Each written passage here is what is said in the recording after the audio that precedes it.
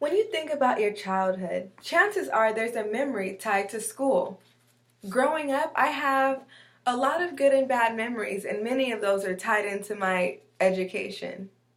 My name is Kendra, and today I am going to discuss a few things about education.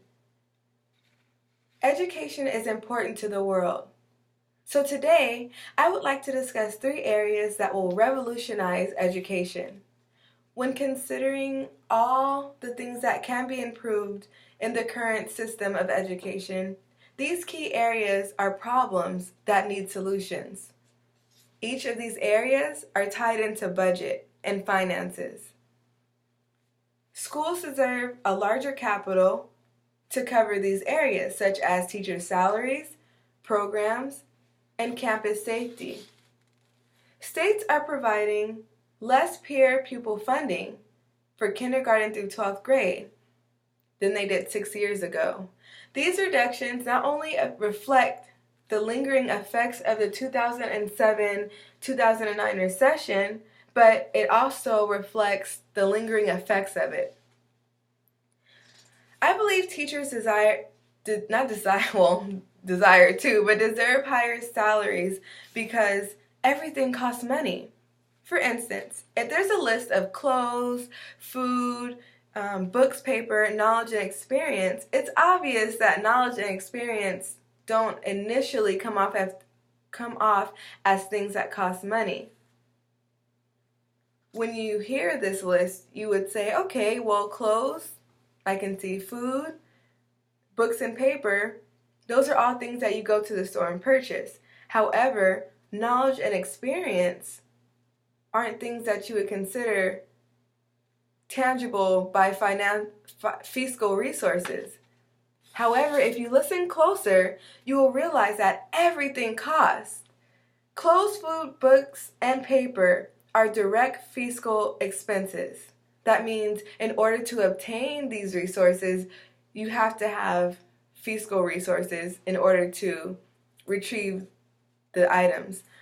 However, knowledge and experience are indirect because these are things that are passed from one person to another. So you're paying for it, but it's in an indirect way. So, for instance, an elementary school education is something that is paid for through tax dollars. That's an indirect expense to the family because they're not directly coming out of pocket as they would for a private school. More than $180 billion are spent a year to support public elementary and secondary education nationwide, according to the figures from the U.S. Department of Education, Johnson, 1989.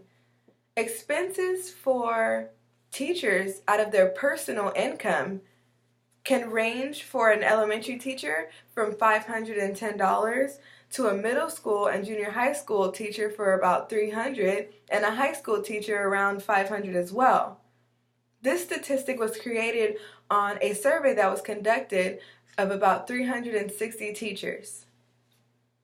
It's important that teachers are paid enough in order to sustain a certain lifestyle, because allowing a teacher to sustain a particular lifestyle would ensure that teachers are happier, that teachers are able to have the basic necessities, and that the classroom basically has what it needs. Because if these teachers are spending the amount that these surveys are saying, then that means that this money is coming from their households, from their children, from their families.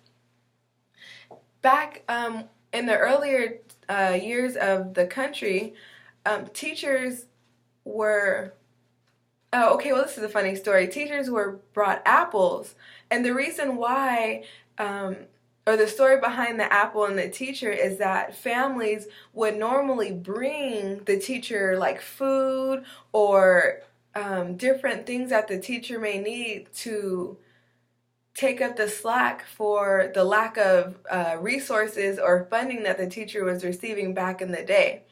Now, the teacher basically just has to survive on their own because there's no sense of community. And I believe that is a direct reflection of the lack of budget. 2015, money on usnews.com rated the top 100 jobs in America according to the salary, with elementary school ranking at number 39 at an average of $56,000 a year. Besides the salary, there will be 168,000 jobs opening by 2020. This can be seen as an opportunity or a state of emergency, because if there's that many jobs opening, that makes you wonder, why are there so many jobs, and where are these where is the deficit being reflected the most? Teachers are the foundation of society.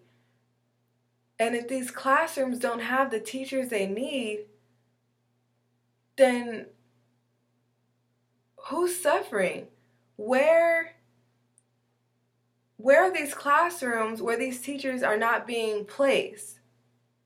If there's over 100,000 positions opening, it makes you wonder,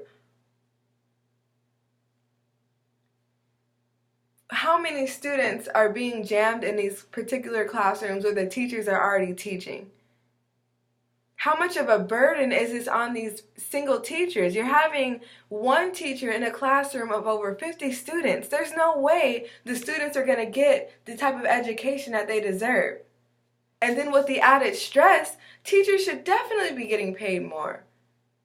There's particular jobs like law enforcement, firefighting, and other jobs that are civil jobs where they get paid a certain amount of money.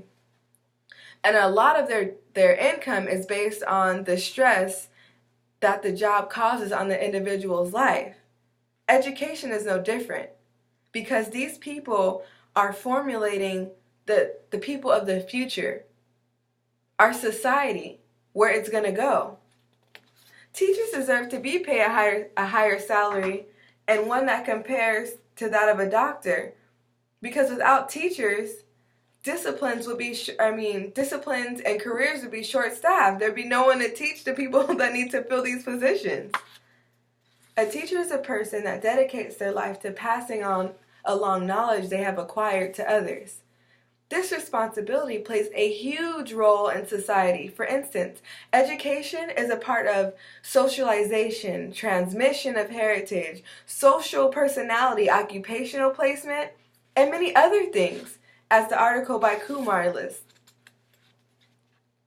Now, the lack of budget has caused a direct impact to early childhood programs, huge class sizes, ending of the programs of the arts like music and, physical education programs. And it also has impacted the quality of education.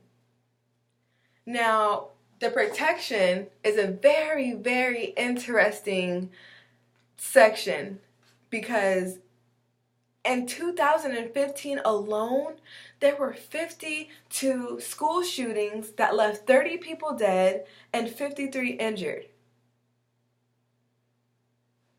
It's not about gun control. It's about understanding that the people that are guiding our society are not being valued. They're not being valued.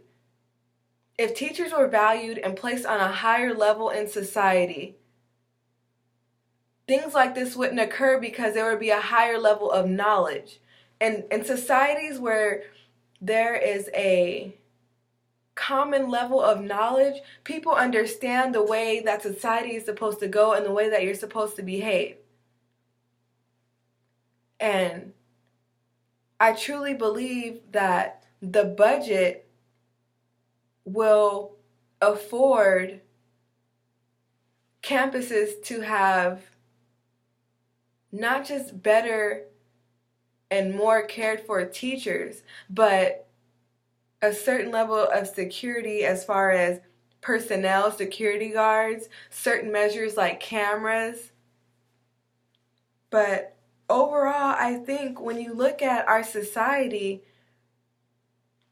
you can really see a direct correlation of financial need and tragedy.